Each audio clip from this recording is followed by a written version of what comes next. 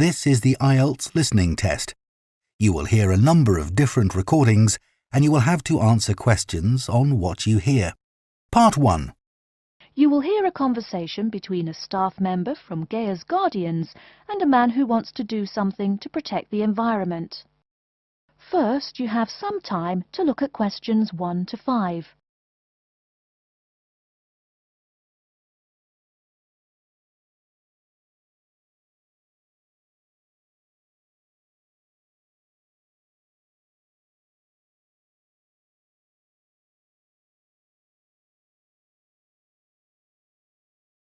You will see that there is an example which has been done for you.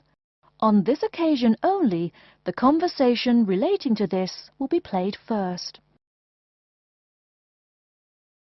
Hello, how may I help you? Well, I've been seeing these yellow boxes in front of a lot of houses in my neighborhood. Just wondered what they were for. I noticed your phone number on all of them, so I called.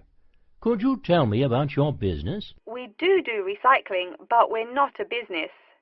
Gaia's Guardians is a non-profit group. We encourage recycling as a way of protecting the environment. The woman says that they encourage recycling as a way of protecting the environment. So, recycling has been written in the space.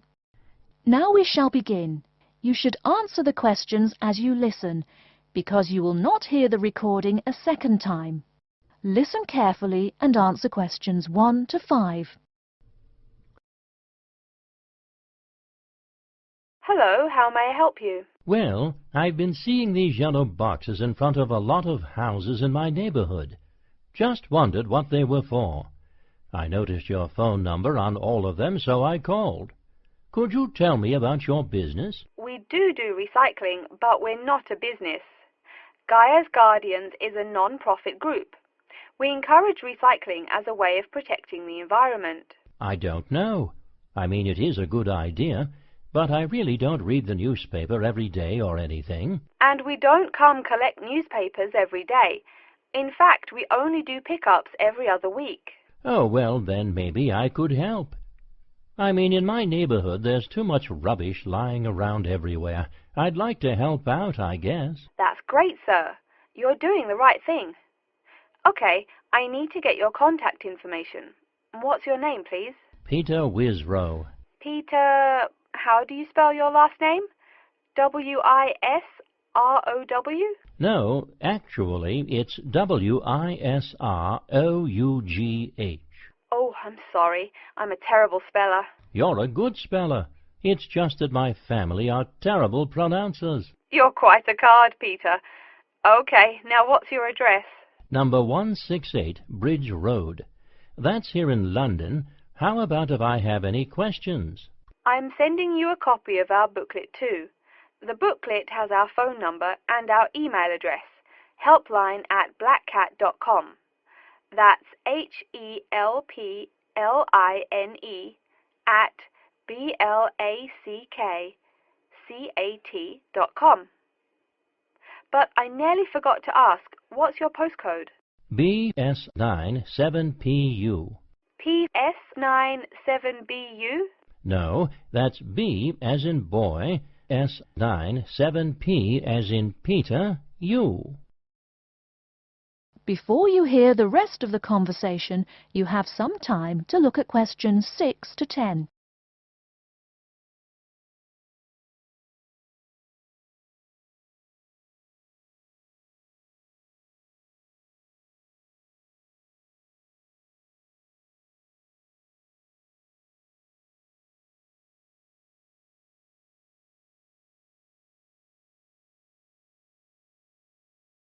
Now listen and answer questions 6 to 10. So I'm guessing those yellow boxes I saw are for recycled newspapers. Yes, that is correct, and it's free of charge. Wow, that's good news. Do you recycle anything besides newspaper? Oh yes, we recycle most everything. Glass, plastic, paper. Oh, so I can put like glass and plastic bottles in the box. Sorry again. Things like that you have to bring to our collection centre. And where is that? Our main centre isn't that far from you. It's actually right on the east side of Central Park. That new blue building? That's the one. Cool. Hey, what's with all those different colored boxes outside that place? Oh, that's for the different materials we recycle. The blue is for metal, the green is for glass and plastics, and the yellow, of course, is for paper.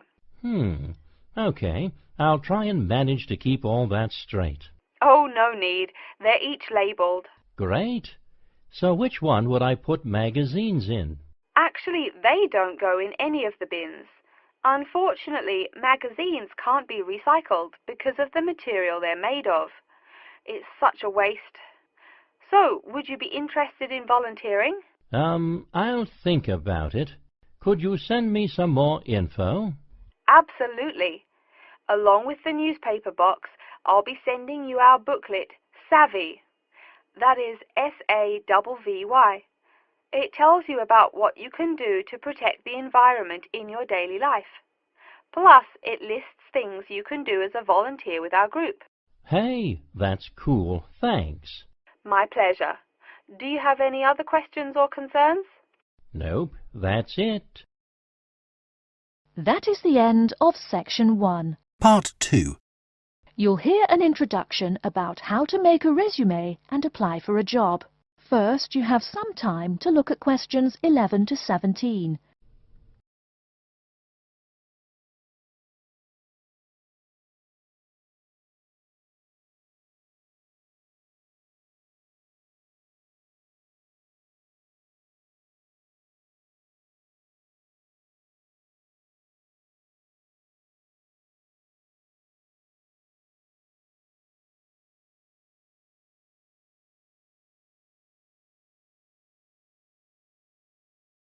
Now, listen carefully and answer questions 11 to 17. Welcome everyone to today's seminar on CV and interview skills. Remember, your CV is probably the most important document you will ever write. It opens the door to your career, and that job interview is probably the most important meeting you will ever attend. It's like stepping through that open door. So let's roll up our sleeves and get down to work, shall we?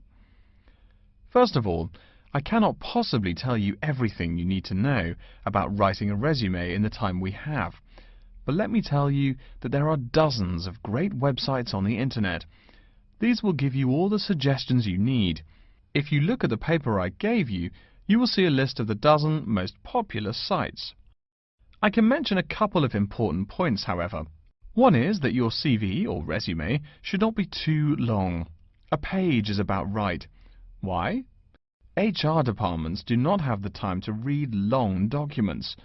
Too many people are sending too many CVs. After all, the economic crisis of 2008 is still very much alive. Everyone needs a job now. No matter how short you make that resume, though, you do not want to forget to tell HR how to contact your references. References are people who will give you a recommendation for a job. That's usually an ex-boss or a professor who knows you well. Do not use relatives. I don't care how much your mum loves you. Also, when you send that CV, be sure to include a typed cover letter. A cover letter is a letter where you basically are asking for a job. It's like introducing yourself. Make it brief. The real information about you is on that CV of yours, and please make sure the letter is typed. It doesn't matter if your handwriting is beautiful or not. Companies only read typed letters. Another point about CVs is you should try to have an attractive layout. Maybe use different type fonts or colors to highlight information. Some people include a photo. You can find dozens of examples on the internet. Whatever layout you decide to use, however, avoid all spelling and grammar errors. I used to be an HR manager. If I saw a mistake, that CV went into the garbage. Something you write in a CV is a description of your skills and experiences in an interesting way. Mention training, too. I mean, these are what get you hired. Do not just say, I have lots of experience, or I have many skills. Tell that boss what you did, for what company, and when. Better, tell him how well you did it. Don't just say, I sold houses. Say, I sold £2 million worth of houses in my first year. That is, say something to make the person reading excited and curious. Finally, speaking of CVs, it's sad, but some people actually forget to provide a contact number. That's pretty silly. You wrote a great CV, you have HR dying to meet you, and they don't know how. You forgot your phone number. Oh sure, if you apply online they have your email address, but you just showed them you're forgetful. Why are they going to want to talk to you after that? Before you hear the rest of the talk, you have some time to look at questions 18 to 20.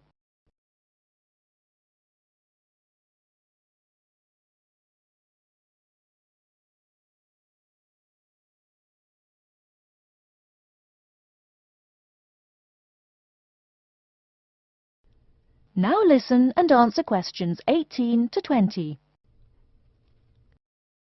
Alright, moving on to the actual interview. I'll go over what you need to know by the end of it, and what you can discuss and negotiate on later once it looks like you'll be offered the job. First, there's working hours. It's not that necessary to hammer out the hours off the bat, especially since it's easy to come off as lazy when the first thing you bring up is how much you're going to have to work. You can also find out more about possible promotions later on. It is important, however, to get a feel for how much you'll be paid. You should make sure the salary range is commensurate with what you're worth, and if you're not, you can move on to better opportunities. Being sure you're going to make what you want to live on is much more important than issues like your pension. You're all so young that your pension is not going to matter for quite a long time.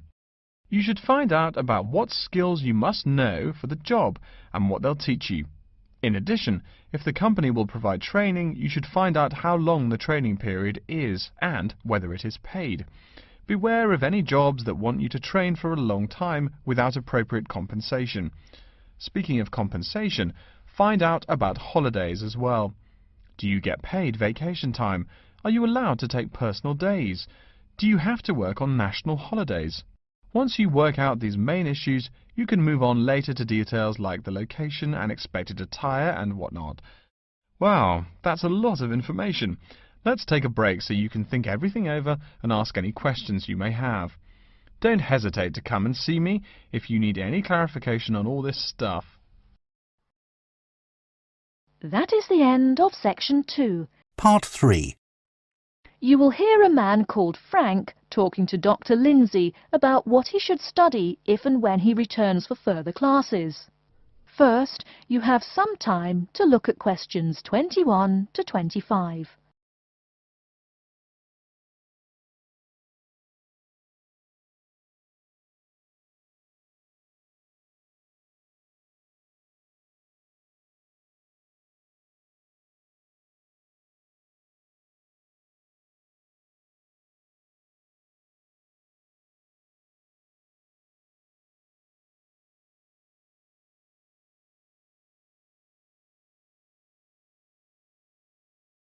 Now listen carefully and answer questions 21 to 25. Hello, are you Dr. Lindsay, the returning student's advisor? Yes, that's right. Are you Frank? Your appointment wasn't until 2, but that's okay. Please come in and have a seat. Thanks. I like to arrive early whenever I have anything to do. That's certainly a praiseworthy habit.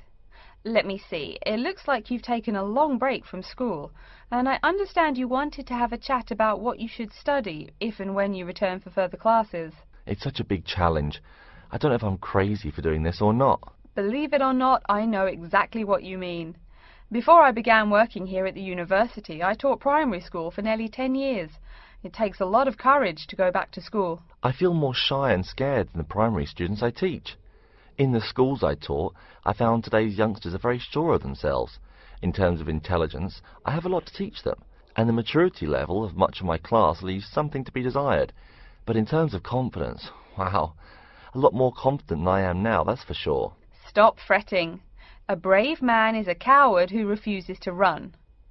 Let's talk about your strong points. You seem an intelligent man.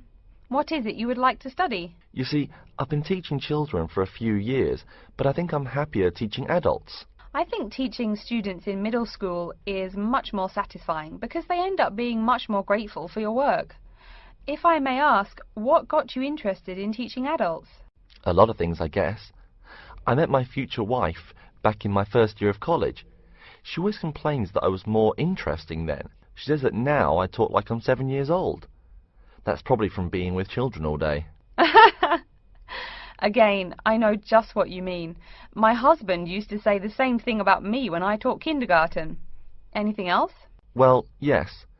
Fairly often now I run into former students and we talk. Some of them are getting close to being grown up. I guess I think more and more about how people develop over time. So I'm interested in the results of education, you know, the final stages. I see. Well, coming back to the university can be both difficult and very rewarding. There are some problems unique to returning students, you know, older students like yourself. What do you think is your greatest weakness? Well, I actually think my confidence is getting better. I'm definitely overcoming my introversion and starting to be much more comfortable in front of a class. To tell you the truth, I'm afraid I'm rather behind the times about many things. It's more difficult for me to chase after the popular things youngsters are fond of, such as iPhone, Twitter, if you name it. I think I understand. Before you hear the rest of the talk, you have some time to look at questions 26 to 30.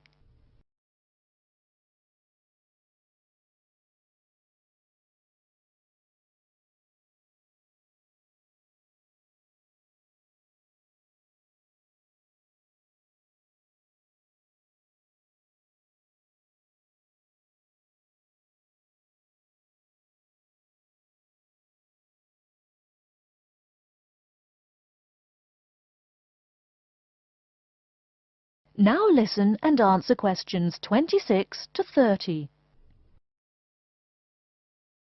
How old are you? 35? People at your age still go back to school for further education. I was a bit the same way. I mean, I didn't study at university till after I had a family, a husband and one child. My point of view was a lot different from your average 18-year-old girls, I can tell you. Gee, that sounds pretty rough. A family and college? Clearly you weren't unsuccessful, though. It was, Frank, it truly was. My first term at school was extremely stressful. But, excuse me, you're not here to listen to my life story. We're talking about your plans. Is there anything unique I should know about you or your past experience or plans? I'm afraid not. There is nothing interesting about my career or plans. It's really not too impressive. Now, I forbid you to talk like that. This is your one life, and if you're not interested, why bother living it? Don't be so humble, Frank. Okay. My wife says I'm a wimp. Let's talk about your dreams a bit. You want to teach adults, you said. What would you like to teach them? Well, when I first came to college, I really liked languages and literature. A lot of people have told me that for practical reasons, it would be more rewarding to choose business management as my major. But I made up my mind to study liberal arts once I got the idea of going back to school. I must say it's refreshing to meet someone who knows there's more to an education than computers and finance. Let's have a look at the university course catalogue. Excuse me, Dr. Lindsay, before we do that, could I maybe ask you some questions about changes in university life? I think I need to discuss that so I know what to expect. Of course, I'm here to help you. The biggest thing to get used to is the change in technology. Professors present things on huge screens, many of which are interactive computerized whiteboards. You can write on them still and use them like a touchscreen. They're really handy. No more sloppy scribbled notes on the projector. Let's see, I doubt you'll be living in student housing, so I won't go into all the improvements there. Another major change that you'll enjoy is the plethora of resources available for students.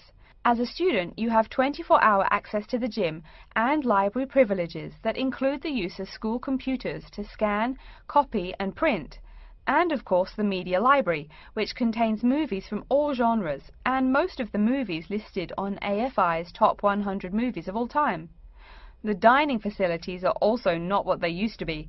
They offer choices for all diets and you can expect a hot meal any time of day. Wow, Things really have changed. I'll be sure to utilize all those great facilities in my time here. Thanks for all your help, Dr. Lindsay. I think that's all the questions I have for now.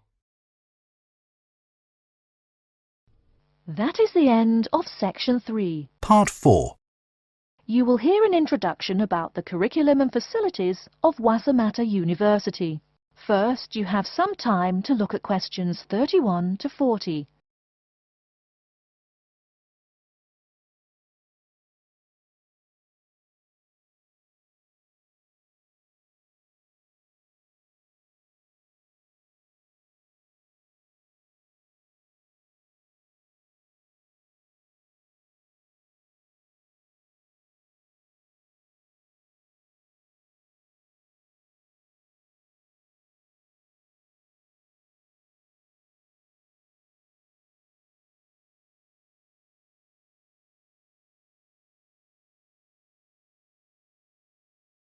Now, listen carefully and answer questions 31 to 40.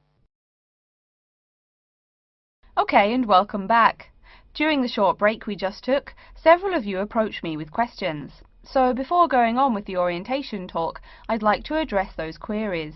As I found, if one person asks a question, probably a dozen others are wondering about the same thing. The first question is whether IELTS University employs modules technology as an instruction method. The answer is yes, we do. At least that's what the university catalogue says. If some of you don't understand what modules technology is, don't worry. I googled the word but couldn't find it. Apparently though, it's a method of broadband wireless access. At least that's what an American company's website told me. But again, don't worry. If you need to know something more, your professor can tell you. Another question someone asked me was what tomorrow's workshop on research methods and skills was about. Well, research skills include any method you can imagine for finding and presenting any information you need. That's not just schoolwork either. Writing English, the native language for most of you, and finding a job are also research skills. And yes, those will be addressed in tomorrow's workshop. As you know, IELTS University is one of this country's premier universities for the study of the dismal science, economics. Some of you, it seems, want to get a jump on their classmates. During the break, half a dozen of you came up and asked me where to find economics tomes. I know it's odd, but this school's library holdings are divided up between two libraries.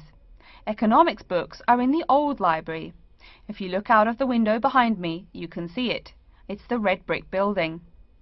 Oh, before I forget, you economics types also need a lot of math, am I right? Well, those math books are neither in the old library nor in the new one. They can be found in the math department building. Why am I telling you this? Doesn't the invisible hand guide economists? Maybe it's good you asked. In 2008, that hand shoved most of the world economy off a cliff, didn't it? Now, I realize that most of you couldn't bring a computer printer or a photocopier from home. So I'm sure you're already wondering where you can copy things like term papers, internet articles, and things like that. I have some good news and some bad news. The good news is that there are a number of places you can make copies. These include both libraries and the Student Union building. Now the bad news. I'm sorry to say, most classroom buildings and academic departments do not have copiers students can use.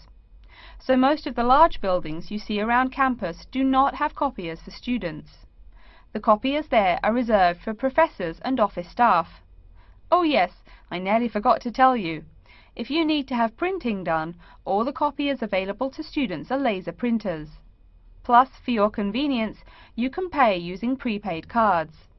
You can get those in the Student Union building. That just covers the questions put to me. If you have more, please see me during the next break at 2:15. Right now, though, I'd like to start to give you a rundown on the various facilities here on campus. That way you won't get lost so easily in the weeks to come. I've been told that this year's incoming class features a large number of married students and parents. So you must be wondering where to put the baby while you're in class. Okay, right now we're in the Student Union building, right? Remember the big doors in front where you all came in? If you go out of the building, you can see the nursery is just on the other side of this building. It's only about 20 meters away. Convenient, eh? Next, we're all from different places around the country. Some of you are from other countries. That means we're pretty likely to get sick during the first months of school as we expose each other to many new viruses. So where's the doctor? Of course, you need to find the Medical Services Centre, which is on the right as you leave the building. Remember, that's the second building on the right. And if you look out of that window, you can see a lot of antenna and satellite dishes on the roof. So that's what we call the Media Centre. Yeah, I know, I think it's confusing too. The Media Centre is next to the Medical Centre. The chairwoman of the journalism school on the first floor doesn't like it when people who wander in there mistake her for a nurse. Chances are you'll have at least one math class while you're here. That red building there, just outside to the left, is the math department building. I know, it looks about as old as the subject of math, but I assure you that the inside is equipped with state-of-the-art classroom equipment, including interactive chalkboards and surround sound in every room. Oh, can you see the back building there? Yes, behind the Media Centre. Quite new, isn't it? That's the new library, just decorated. They're back to back, you might say. If you look just to the left of it at the lower, older-looking building, you'll find the old library. It's nice and quiet, perfect for those marathon study sessions during exam week. Since the weather is so nice, why don't we stop looking at our maps, but go for a walk around the campus? That is the end of section 4.